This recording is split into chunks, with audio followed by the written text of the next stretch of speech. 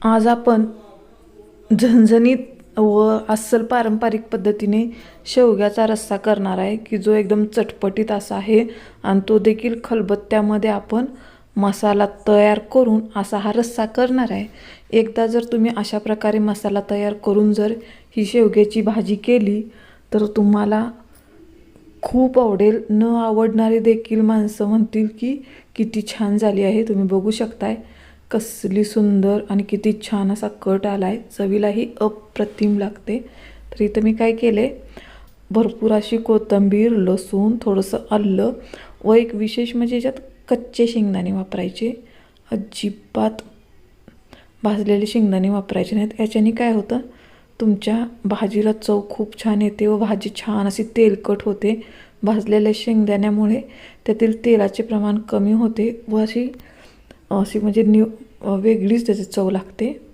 त्यामुळे शक्यतो कच्च्या शेंगदाण्याची अशी जर भाजी केली तर एकदम अप्रतिम चव लागते। असा त्याचा ओरिजिनल तेलकटपणा आपल्या भाजीला येतो।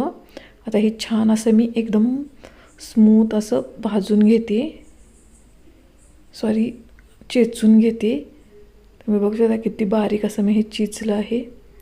आता काय करायचं, गॅसवरती इथं मी पातेलं गरम करण्यासाठी ठेवले।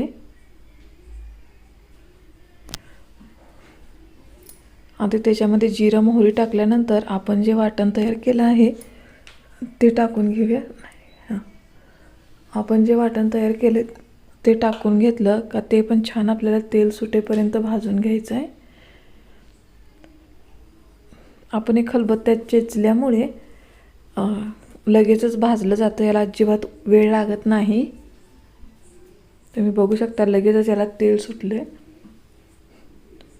मीडियम गॅसवरती भाजायचं, गॅस जर मोठा केला तर हे करपण्याची शक्यता असते। आता हे छान असं भाजले गेले। आता याच्यात आपल्याला हवे तेवढे आपण मसाले टाकूया, तुम्हाला जे तुमच्याजवळ असतील ते मसाले टाका। इथं मी घरगुती लाल मसाला, गरम मसाला, थोडीशी हळद टाकून छान असं तेलामध्ये भाजून घेते। साधारणतः 1-2 मिनिट आपल्याला छान असायला तेल सुटेपर्यंत भाजायचं आहे। शेंगदाणे थोडेसे कच्चे असल्यामुळे आपल्याला हे भाजण्यासाठी उशीर लागतो। मात्र तुम्ही आता बघू शकता त्या शेंगदाण्याचे देखील तेल सुटायला सुरुवात झाली आहे। आता ही शेवग्याची शेंग आहे, ही देशी गावरान शेवग्याची शेंग आहे।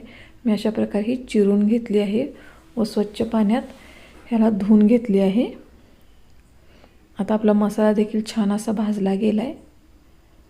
त्याच्यामध्ये आता आपण ही शेंग टाकूया व 1 मिनिटभर छान असं या मसाल्यामध्येला भाजून घेऊया। ही भाकरीबरोबर खायला अप्रतिम लागते।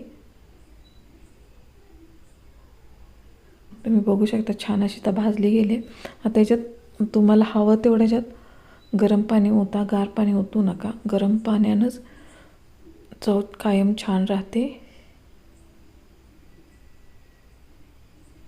अशा प्रकारे आता मी ह्याच्यात गरम पाणी ओतून घेतले, वरून चवीनुसार मीठ टाकून घेऊया